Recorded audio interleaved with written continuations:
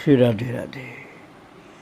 भक्तों, उच्च कोटि के संतों के जीवन में एक बात छिप करके जरूर रहती है। कोई प्रकट करता है, कोई उसको छिपा कर रखता है। वो ये चीज़ होती है कि सब जीवों के प्रति कल्याण कामना। कोई उसको प्रकट करता है, कोई अंदर छिपा कर रखता है, लेकिन जीवों के प्रति, सभी जीवों के प्रति कल्याण की कामना महान पुरुषों के अंदर जरूर होती है। और जिन महाराज जी का चरित्र आप श्रवण कर रहे हैं, श्री संत दास जी काठिया बाबा, उनका भी यही स्वभाव था। क्षमा का गुण तो कल आपने श्रवण किया था। अब ये मैं बता रहा हूँ कि सभी जीवों के प्रति कल्याण कामना रहती थी। वृंदावन से मथुरा लगभग 10 किलोमीटर है, 10-12 किलोमीटर। किसी न किसी काम के लिए बाबा जी महाराज वहाँ कभी कभी जाते थे। लौटते समय में श्री ठाकुर जी के लिए कोई चीज़ लेकर के आते थे। जो भी चीज़ पसंद आ गई, भगवान के लिए लेकर के आते थे। ये संत का स्वभाव होता था। एक बार बाबा किसी काम के उपलक्ष्य में मथुरा गए। उन्हें शाम को ही लौटना था, लेकिन काफ़ी देरी होने लगी। रात के 9 बजे से भी ज़्यादा होगा, 9:30 समझिए। तो बाबा जी महाराज का एक बड़ा कुम्हड़ा लिए बाबा जी महाराज एक बड़ा कुम्हड़ा लिए जल्दी जल्दी आश्रम आते दिखे। तो अनंत दास जी ने उनसे कुम्हड़ा लेकर के, कुम्हड़ा कद्दू, जिसको कहीं कद्दू बोलते, कहीं काशी फल बोलते, कहीं कुम्हड़ा बोलते। तो अनंत दास ने उनसे कुम्हड़ा लेकर के पूछा, बाबा इतनी देरी कैसे हो गई आपको? हम लोग तो सोच सोच कर परेशान हो रहे थे। उन्होंने उत्तर दिया, बाबा शाम को जब वृंदावन दरवाजे आ करके इक्का ठीक करने लगा, तो इक्का का मतलब तांगा भक्तों, तो रात हो जाने के कारण इक्के वाला 1 रुपया मांगने लगा। 1 रुपया चांदी का समझ लो तो शायद सही कीमत लग जाए। तो 1 रुपया तांगे वाला मांगने लगा वृंदावन आने का।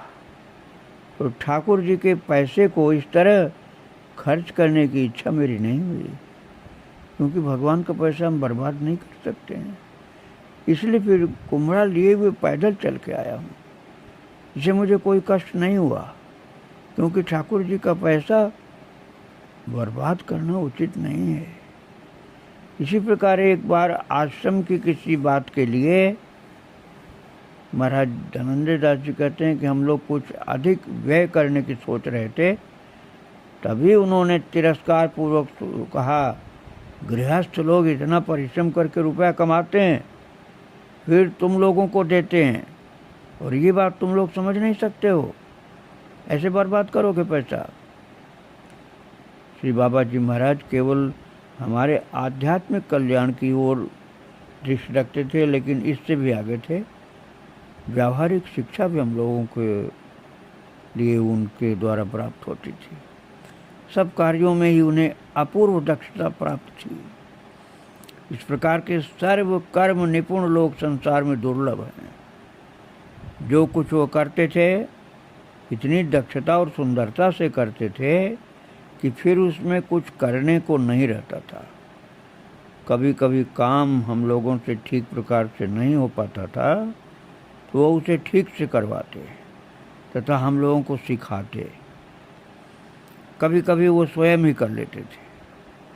हमारे ज्येष्ठ साधु गुरु भाई को तो उन्होंने झाड़ू लगाना, बर्तन मांजना, रसोई बनाना, ये सब सिखाया था।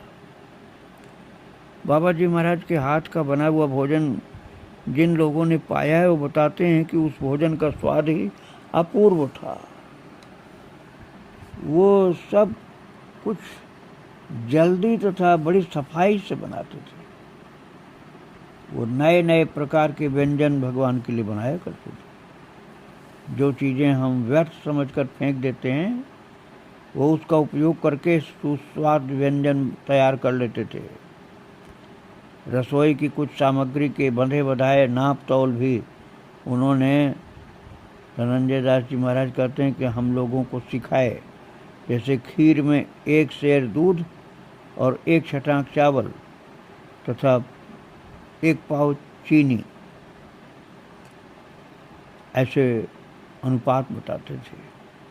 सब काम में दक्षता थी बाबा को। खिचड़ी आधा सेर चावल, आधा सेर दाल और सेंधा नमक 2.5 तोला और घी 1 छटाक से आधा पाव तक। हलवा जितनी सूजी उतना ही घी तथा और दुगनी चीनी इत्यादि। तीर्थ यात्रा में जो उनके साथ रहे उन्होंने बताया कि बाबा जी महाराज प्रयोजन के अनुसार सब प्रकार के काम स्वयं कर लिया करते थे, किसी के लिए अपेक्षा नहीं करते थे। उनके जीवन में आलस्य नहीं था। दृढ़ नियम निष्ठा का परिचय तो हमेशा प्राप्त होता था उनसे। आयु होने पर जब शरीर भी रोगग्रस्त रहने लगा तब उनका यही स्वभाव था। किसी काम को छोटा नहीं समझना चाहिए, ऐसे बताते थे। खुद भी करते थे, करवाते भी थे। सब कामों को भगवत सेवा बुद्धि से करना चाहिए, ये उपदेश भी सबको देते थे महाराज जी। वो कहा करते थे कि सेवा का काम मन से करना चाहिए। एक दिन श्री वृंदावन आश्रम में, काठिया बाबा का जो आश्रम है, रात के प्रसाद ग्रहण करने के बाद बाबा जी महाराज जब लेटे हुए थे तथा रामकृष्ण दास जी उनके चरण सेवा कर रहे थे, तो उन्होंने पूछा, तुम्हारा सब काम हो गया ना? उस दिन शाम को बहुत से साधु अतिथि आने के कारण सबकी रसोई बनाने में काफ़ी देर हो गई थी।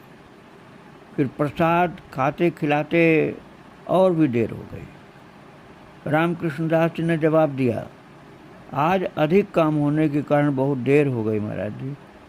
सब लोग थक भी गए और आज सर्दी भी अधिक है, इस कारण रसोई घर परिष्कार नहीं किया गया है, कल सुबह करेंगे। ये सुनते ही संतदास जी बाबा जी महाराज बिस्तर पर से उठ गए तथा ये कहते हुए झाड़ू बाल्टी ये ले करके स्वयं ही रसोई साफ करने के लिए चल दिए महाराज, जबकि बूढ़े हो गए थे। और बोले, बाबा तुम लोग आज थक गए हो ना, इसलिए काम मैं कर देता हूँ। किसी को डांटा नहीं, बोले तुम सब थक गए हो तो ये काम मैं कर देता हूँ। ठाकुर जी के काम में अनियमितता करना ठीक नहीं होता है। उन्हें तो ये काम क्या करना था, सुनते ही सब लोग आ गए, कर देते बाबा। लेकिन जब बाबा बोले कि ये काम मैं ही कर देता हूँ तो सब लोग आ गए दौड़े हुए कि नहीं बाबा नहीं, हम लोग करेंगे। तो थोड़ी देर में ही रसोई धुलकर साफ हो गई, नहीं तो कल के लिए टाल दी गई थी, कल सुबह करेंगे। आलस्य तो लेश मात्र बाबा को शरीर में था ही नहीं। और महाराज धनंजय दास जी कहते हैं कि हम लोग अक्सर बहुत से काम आज नहीं फिर करेंगे, कल करेंगे, ऐसे करके छोड़ देते थे। उनके साथ में इतने वर्ष रहने पर भी उनके मुख से कभी ये नहीं सुनने को मिला कि प्रयोजन होने पर उनकी अद्भुत कर्म शक्ति देखने को मिलती थी। ये कभी बाबा के मुंह से नहीं निकला कि ये काम कल करेंगे, आज नहीं करेंगे, उसी दिन करते थे। और बिना थके हुए अनेक देर लगातार सेवा कार्य करते रहते थे तथा एक साथ अनेक प्रकार के सेवा कार्य करने की भी उनमें अनन्य सुलभ शक्ति थी। एक ही समय अनेक गुरु भाई बहन मिल करके उपस्थित होते थे, सभी उनका पूर्ण मनोयोग लाभ करते और दूसरों से जिज्ञासा जल्दी नहीं करते थे, लेकिन उनको बाबा को देख करके सब लोग लग जाते थे काम में। श्री बाबा जी महाराज के चरित्र की विशेषता थी, इसको दीर्घ सूत्री बोलते हैं, काम को टालना आगे के लिए। बाबा के अंदर दीर्घ सूत्रता नहीं थी, बहुत तैयार रहते थे सेवा कार्य के लिए। और उनके तिरोभाव पर सब लोग उनको याद करते थे बाबा को, कि हम लोग इतना टालते हैं काम, बाबा तो झटपट करते थे। बाबा जी अर्थात संत दास जी महाराज के सब आचार व्यवहार शास्त्रानुगत थे। शास्त्रोपदिष्ट अथवा साधुओं द्वारा आदृत सदाचार का यदि वो किसी को उल्लंघन करते देखते तो शासन करते और शिक्षा देते थे इस प्रकार से कि ये आदत ठीक नहीं है। सन 1931 ईस्वी में बाबा जी महाराज आसाम प्रांत के किसी शहर में गए थे। रात के 8 बजे ट्रेन पहुंची। वहाँ पर बाबू के यहाँ ठहरने का प्रबंध था। वो वहाँ के विशिष्ट नागरिकों और स्थानीय गुरु भाइयों को लेकर के स्टेशन पर आए। सबको ले जाने के लिए 2 मोटर गाड़ी भी लाए। अब बताओ, इतनी पुरानी बात है, 90 साल के लगभग और ज़्यादा हो गए, 90 साल से भी, लेकिन 2 मोटर गाड़ी भी ले आए। और गाड़ी से उतरते ही स्थानीय गुरु भाइयों के साथ बाबा जी महाराज एक मोटर में बाजार चले गए। और धनंजय दास जी कहते हैं कि हम लोग श्री ठाकुर जी को लेकर दूसरी मोटर द्वारा निर्दिष्ट स्थान पर पहुँचे। उन दिनों बाबा की तबीयत ठीक नहीं थी।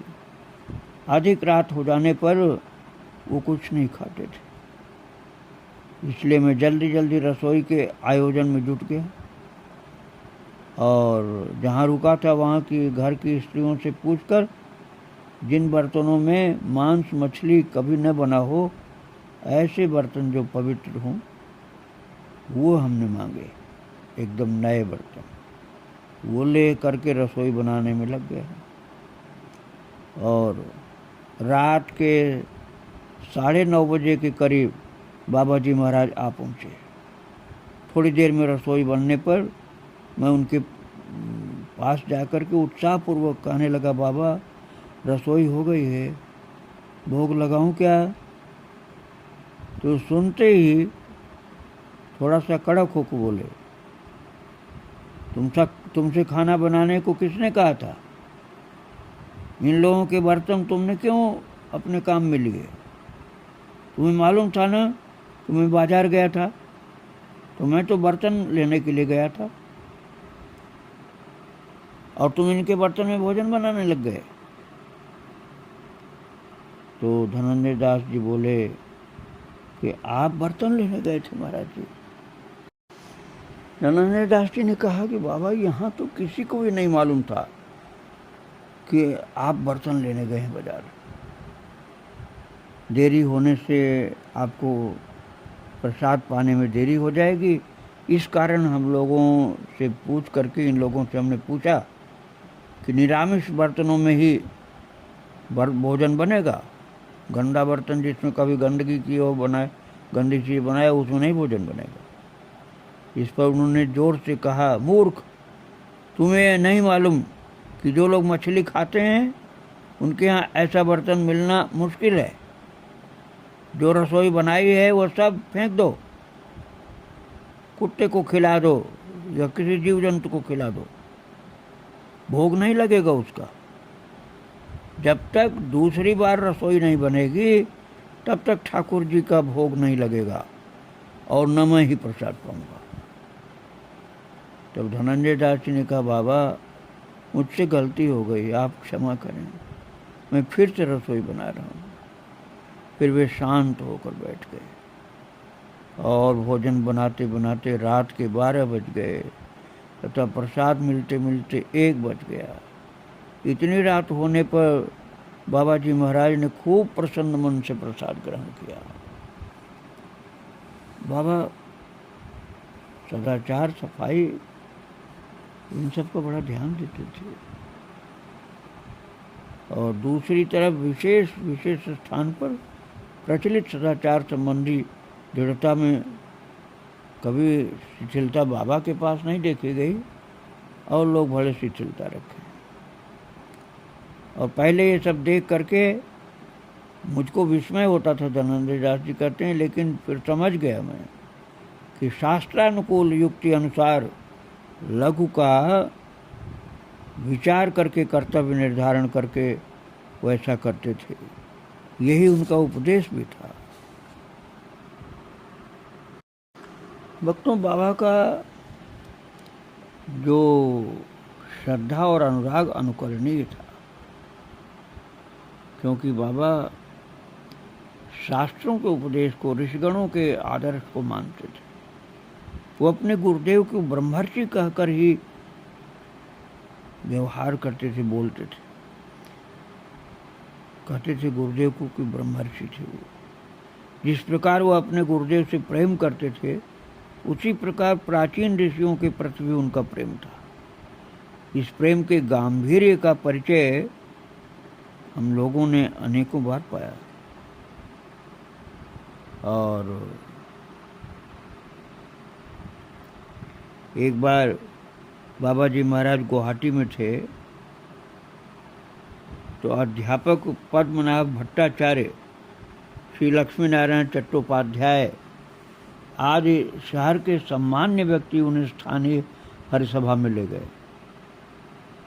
पहले कीर्तन हुआ, फिर नाना प्रकार के सत्प्रसंग हुए। बहुतों ने प्रश्न पूछे, उन्होंने उत्तर दिए। सभी को बहुत आनंद हुआ।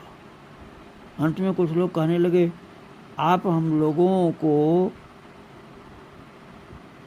सर्वद्रष्टा ऋषिगणों की महिमा बताइए। और आपसे हम उन लोगों का गुणानुवाद सुनना चाहते हैं।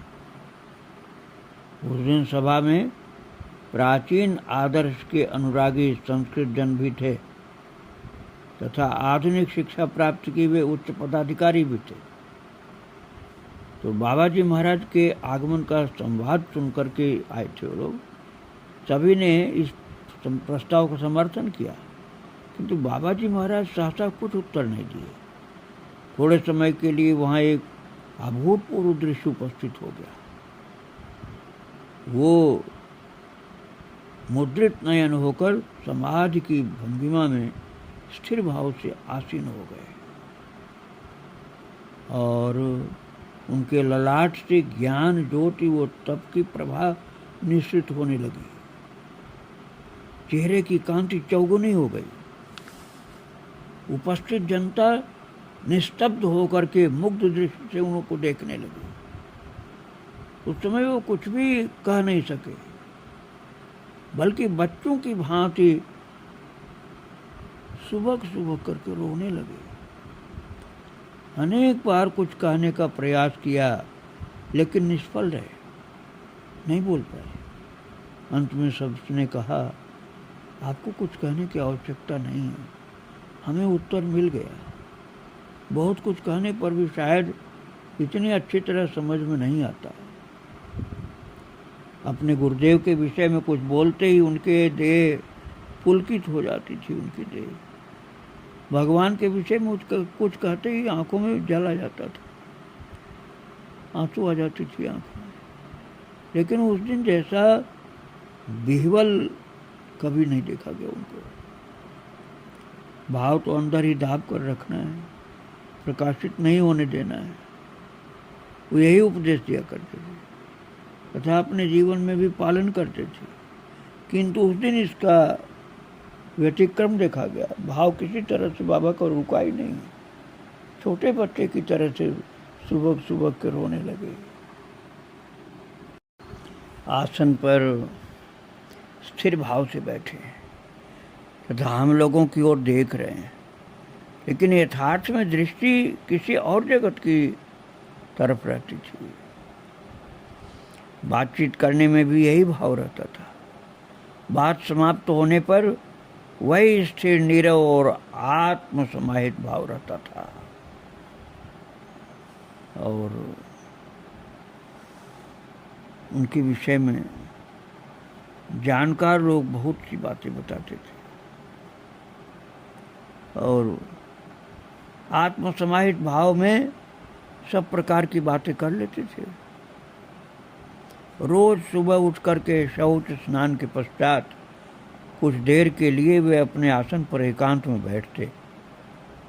इस समय हाथ जोड़ करके कुछ देर इस तरह बैठते जैसे कि किसी को प्रणाम कर रहे हैं। उसके बाद बाहर आकर बैठते थे। श्री ठाकुर की श्रृंगार आरती के समय रोज उपस्थित रहते। आरती के बाद प्रणाम करके सबकी ओर देखकर हाथ जोड़कर मधुर स्वर में दंडोत महाराज ऐसे कहते। जब वे वृंदावन आश्रम में रहते तो इस समय वे ही श्री ठाकुर जी का चरणामृत प्रसाद वितरण करते थे। इसके बाद फिर अपने आसन पर विराजमान हो जाते तथा प्रयोजन के अनुसार दीक्षा दान, उपस्थित लोगों से वार्तालाप आदि कार्य करते थे। रोज ही अनेक चिट्ठियाँ आती थीं, उनका जवाब भी दिया करते थे। आश्रम संबंधी जिन बातों में उनका निर्देश आवश्यक था वो सब बातें भी इसी समय करते तथा प्रयोजनीय उपदेश भी देते थे। 11 बजे पुनः स्नान करते तथा श्री ठाकुर जी का भोग लग जाने पर अन्यान्य संत जनों को प्रसाद के लिए बिठा करके स्वयं प्रसाद पाते। अनेक बार आचमन करने के बाद फिर जाकर के सबका खाना पीना देखते तथा विश्राम को जाते। कभी भोजन ग्रहण करने के बाद सबके साथ सत्संग की वार्ता करते तथा फिर विश्राम करने को जाते। विश्राम के बाद सद्ग्रंथों का पाठ होता था। गीता, भागवत, पुराण, भक्तमाल और भी कई ग्रंथ। कभी कभी सुबह शाम भी इन ग्रंथों का पाठ होता था। न जाने एक एक ग्रंथ कितनी बार पढ़ लिया जाता। आखिरी दिनों में इसी प्रकार तरुण साधु शिष्यों को वे संस्कृत, व्याकरण और गीता आदि पढ़ाते थे। शाम को थोड़ी देर हवा में घुमा करते थे।